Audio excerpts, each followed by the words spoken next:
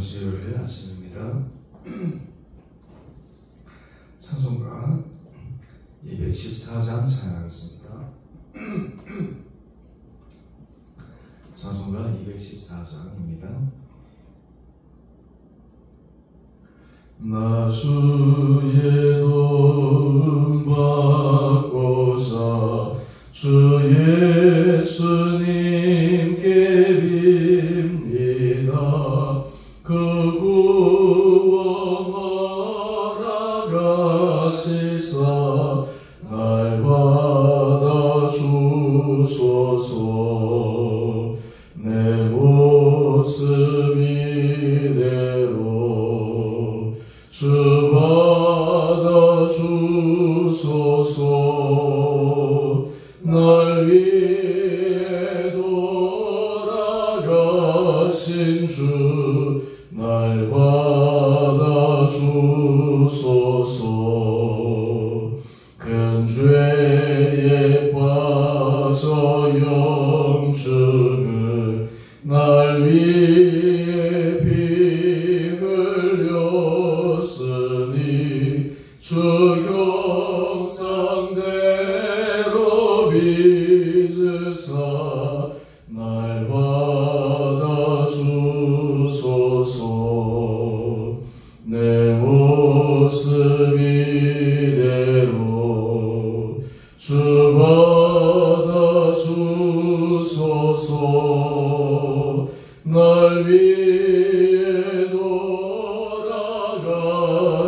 주 날 받아주소서.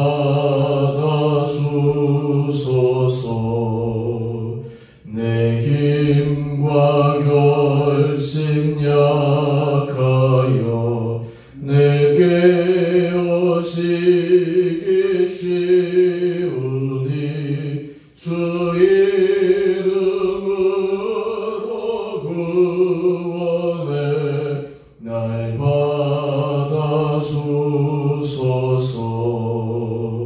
내 모습 이대로 주 받아주소서. 날 위해 돌아가신 주 날 받아주소서. 내 주님 서신 발 앞에 나 꿇어 엎드렸으니 그 크신 역사 이루게 날 받아주소서. 내 모습 이대로 주 받아주소서. 날 위해 돌아가신 주 날 받아주소서.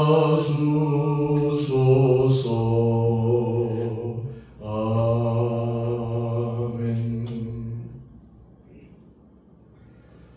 오늘 말씀 에스겔 10장 1절에서 8절까지 말씀입니다.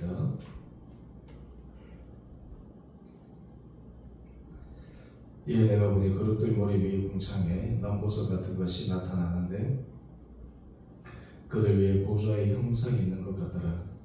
하나님이 가는 베옷을 입은 사람에게 말씀하여 이르시되 너는 그릇 밑에 있는 바퀴 사이로 들어가 그 속에서 숯불을 두 손에 가득히 움켜가지고 성읍 위에 흩어라 하시매 그가 내 목전에서 들어가더라.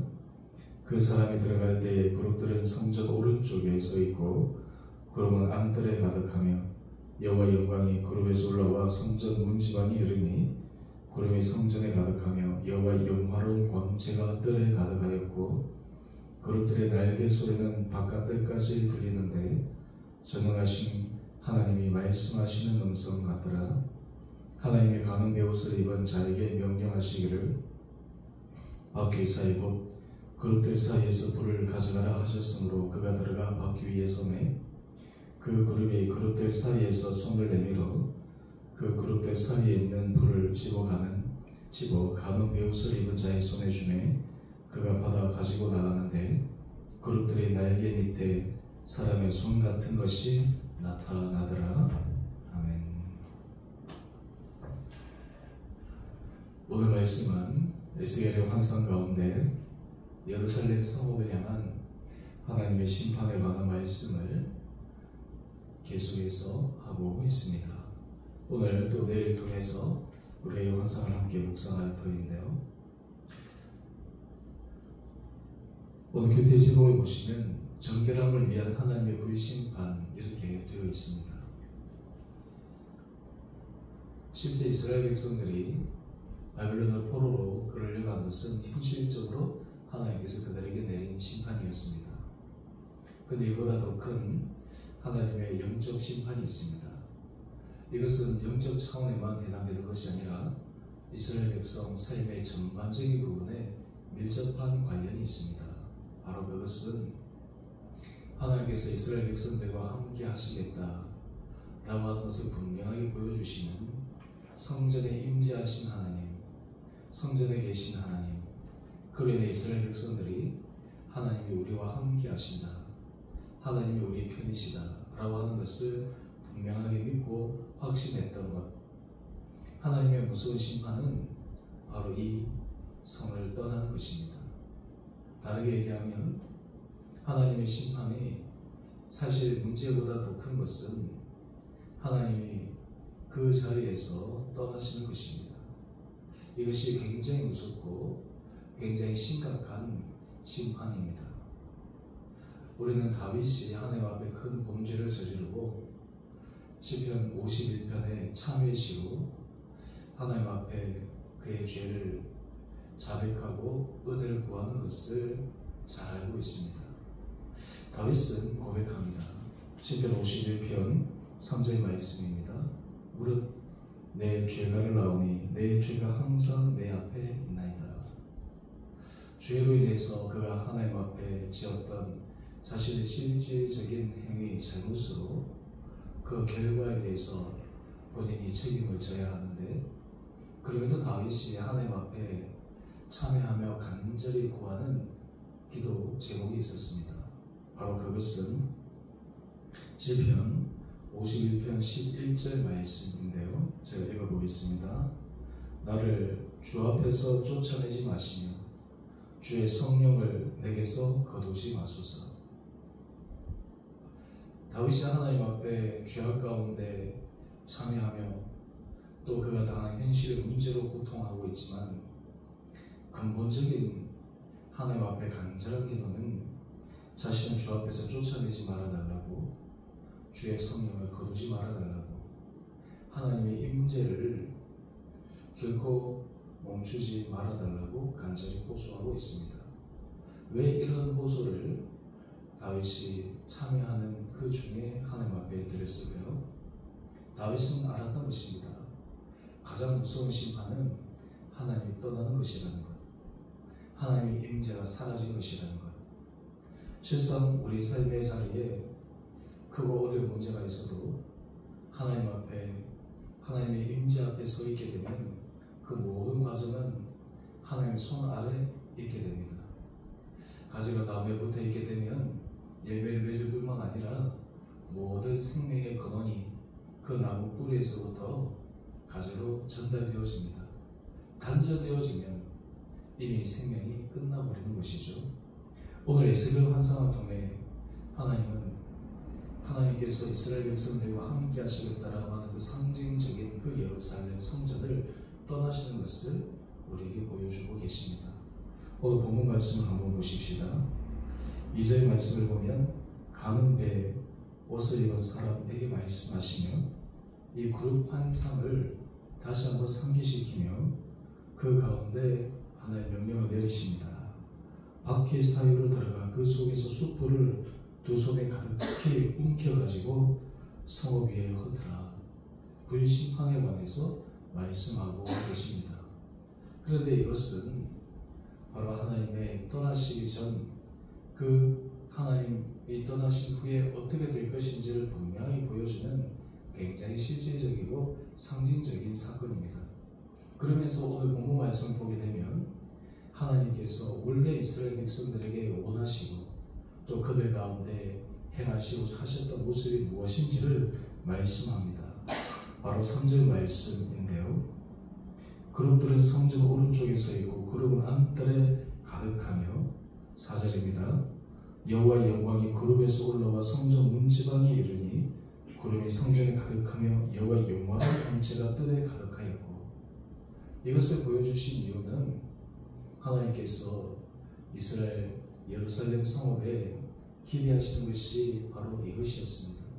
하나님의 거룩한 임재, 하나님의 그들과 함께 하시겠다라고 하는 분명한